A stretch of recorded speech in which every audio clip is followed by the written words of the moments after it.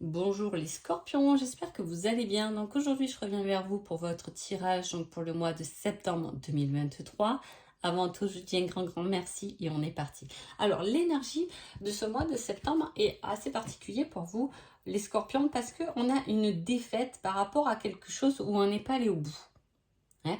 Alors, soit il y a eu un échec parce que eh bien, vous prenez conscience que c'est vous. Est-ce que c'est la défaite, par exemple, je veux dire, d'un examen, mais en même temps, vous n'avez pas révisé? Est-ce que c'est la défaite parce que vous avez fait une demande, mais vous n'avez pas fait les démarches correctement?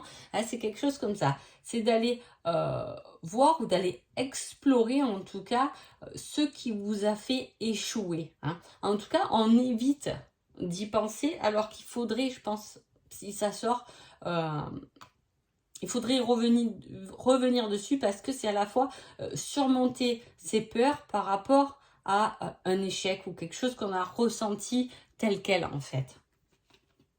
Mais voilà, on n'a pas osé. Il faut prendre le risque de retourner dans cet échec. Parce que vous savez, je suis sûre que vous le savez, que vous avez peut-être pas, vous n'êtes pas allé jusqu'au bout, vous êtes arrêté avant en vous disant non, c'est bon, ça fonctionne pas. Voilà, il y a ce côté-là où je ne suis pas allée au bout, où je n'ai pas assez travaillé pour, ou voilà. Mais je l'ai vécu comme une défaite. Je pense que là, en septembre, on veut revenir dessus, en tout cas. Hein. On parle de franchise, de vérité, d'être sincère avec vos tracas. On n'avoue pas ou on cache ses tracas, ses ennuis, ses désagréments. Hein. On n'est pas sincère ou, vous voyez, ça reflète quand même cette coupe-là, cet échec. On n'est pas sincère avec soi-même, hein. On a peut-être échoué, mais le seul coupable, c'est vous-même finalement. Hein. Ou il manque un peu de franchise envers l'ennui que vous avez. Vous n'êtes pas sincère dans votre vie du quotidien. Il y a une grande contrariété par rapport à ça. Et puis on prend de l'âge, on le traîne. On traîne ses tracas, on les fuit. De toute façon, on les a vécus comme une défaite, mais on ne s'est pas donné les moyens de les exprimer, de revenir dessus, de peut-être avoir ses propres réponses par rapport à cela. Hein. On vous dit d'arrêter de trop penser, de suivre votre cœur, d'obtenir vos propres solutions, même si vous avez l'impression d'être coincé, pris au piège. Hein. Voilà, vous vous êtes mis vous-même des limites, mais vous avez mis des limites à votre cœur. Alors peut-être c'est purement relationnel, hein, on vous demande de vous ouvrir davantage pour que vous puissiez comprendre et vivre un amour inconditionnel. Hein. Voilà, prendre conseil aussi auprès des autres. Mais là, il y a ce fait d'avoir mis des barrières à son cœur. Hein. Alors, c'est relationnel, mais comme ça peut paraître, par rapport à une passion, par rapport à une envie, etc. Hein. On s'est mis des limites.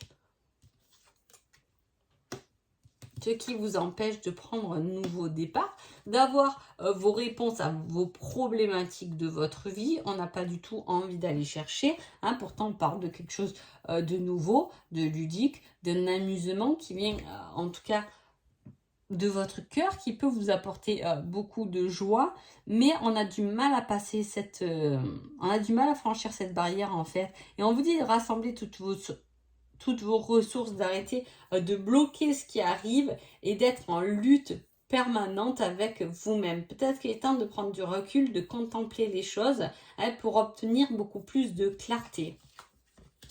Parce qu'un changement harmonieux peut venir de ce nouveau départ ou d'un voyage ou d'un déplacement en tout cas. Hein. Il y a cette notion de voyage et de déplacement que je mets là-dedans parce que je l'ai aussi au niveau sentimental. Hein.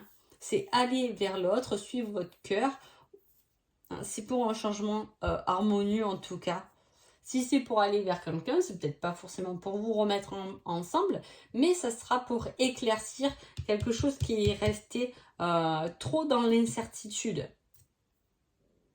qui est resté dans vos peurs. Et on vous dit, hein, cultivez encore vos compétences, rassemblez vos ressources, trouvez un équilibre, restez concentré et n'ayez aucune hésitation à poursuivre votre chemin, à partir en quête d'aventure, de renouveau, etc. parce que là, il y a quelque chose qui bloque. Alors, comme je vous dis, ça peut être une peur, ça peut être quelque chose que vous avez déjà vécu en tant qu'échec et vous avez du mal à le recommencer. Mais ça vaut le coup de prendre quelque chose de nouveau et de vous ouvrir surtout au niveau du cœur. Hein, surtout au niveau du cœur pour avoir beaucoup plus de clarté, parce que votre cœur, il vous parle hein, et il vous dit, allez-y, quoi. Allez-y sans hésitation, poursuivez.